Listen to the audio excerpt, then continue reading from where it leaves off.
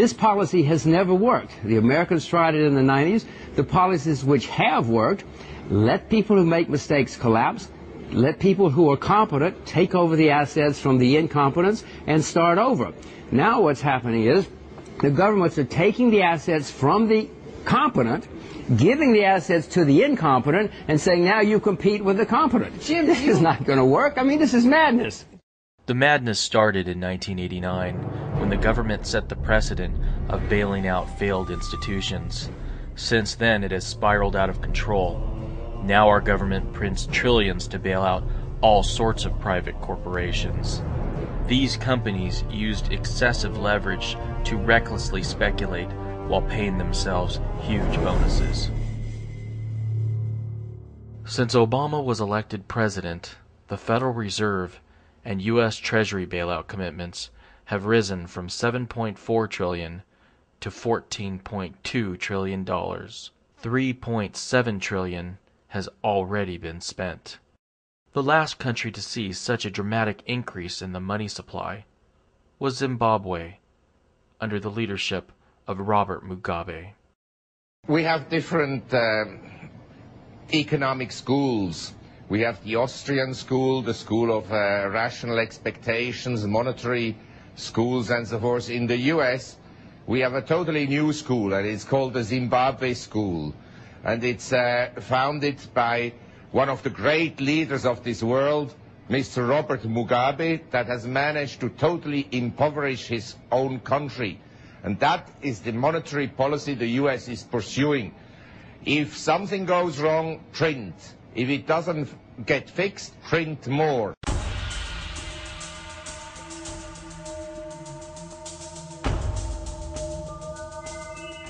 In February of 2006, Robert Mugabe directed the Zimbabwe Reserve Bank to print $20.5 trillion to buy foreign currency to pay off IMF debt. This caused prices of consumer goods to go through the roof, and in May of 2006, the Zimbabwe government announced they would print an additional $60 trillion to pay for a 300% salary increase for the soldiers and policemen. In August of 2006, 3 zeros were chopped off the currency to form a new Zimbabwe dollar. And in June of 2007, $1 trillion of the new currency was printed to pay for a 900% salary increase for the soldiers and policemen. In July of 2007, Mugabe implemented price controls which forced stores to sell goods at government-ordered prices. This led the nation to complete chaos and empty store shelves. Mugabe's solution was to print more money, and in February of 2008, the total Zimbabwe money supply reached $800 trillion. By July of 2008, it cost $100 billion just to buy 3 eggs. In April of 2009, the Zimbabwe currency was officially declared dead and completely worthless. Zimbabweans were forced to transact in gold. If you need cooking oil, you have to exchange with gold. If you need meal, you have to exchange it with gold. If you need soap, you have to change with gold. Everything is gold, gold. No Zimbabwean dollars.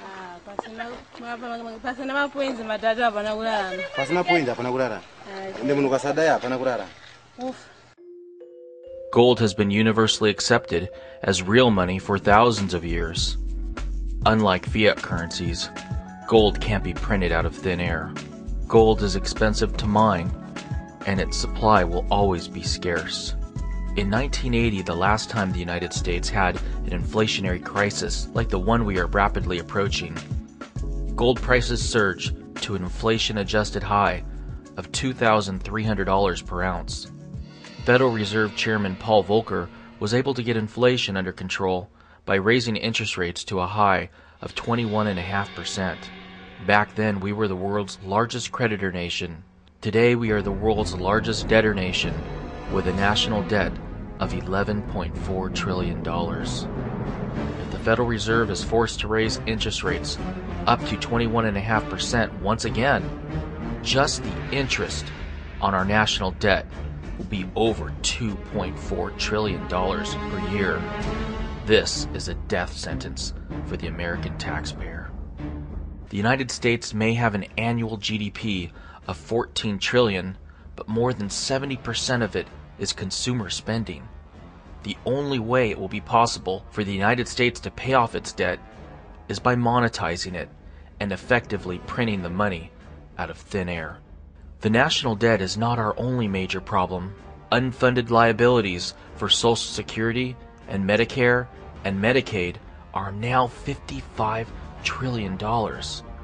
Up until now, the Social Security system has worked like a Ponzi scheme, not unlike the one that was run by Bernie Madoff. Americans with jobs are paying into Social Security to fund those who are receiving benefits. With the retirement of the baby boomers, the Social Security house of cards is coming to an end. Our dollar today is worth 4 cents compared to the dollar of 1913 when the Federal Reserve took charge of it. And if you don't deal with the dollar, there will be no retirement for anybody. We're going to have chaos. And that is why you have to cut spending. That's why we need a new foreign policy. We need to tie the people over here in this country, the people who are dependent, but we need to let the people get out, whether it's Social Security or medical care or education. The Constitution doesn't advise that we do any of that anyway. That's the only way we can solve the problem. Throughout history, the United States has had cyclical periods where paper assets, like stocks, are in favor, and other periods when hard assets, like gold, perform better than stocks. The long-term battle between stocks and gold is illustrated by looking at a chart of the Dow-to-gold ratio, which is the price of the Dow Jones Stock Index divided by the price of gold. After reaching a high of 44 in 1999, the Dow-to-gold ratio has been in freefall to its current level of 9. If the Dow-to-gold ratio bottoms once again at 1 like it did in 1980, we are looking at another 90% decline in the price of stocks when priced in gold.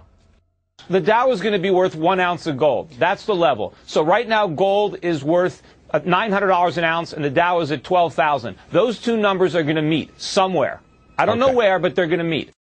Silver prices have the potential to surge by an even greater percentage than gold. The Coinage Act of 1834 established a gold-to-silver ratio of 16:1, which lasted until silver was demonetized in 1874. The gold-to-silver ratio is currently close to 70, which means silver is receiving almost no monetary premium. During periods of high inflation, the gold-to-silver ratio tends to move back to 16, as it did in 1980. Imagine if the Dow-to-gold ratio returns to 1, and the gold-to-silver ratio returns to 16 at the same time. If the Dow and gold met at the median of their current values, we'd be looking at $4,700 per ounce gold and $294 per ounce silver. That would represent a 2,000% increase in the price of silver from its current level of $14 per ounce.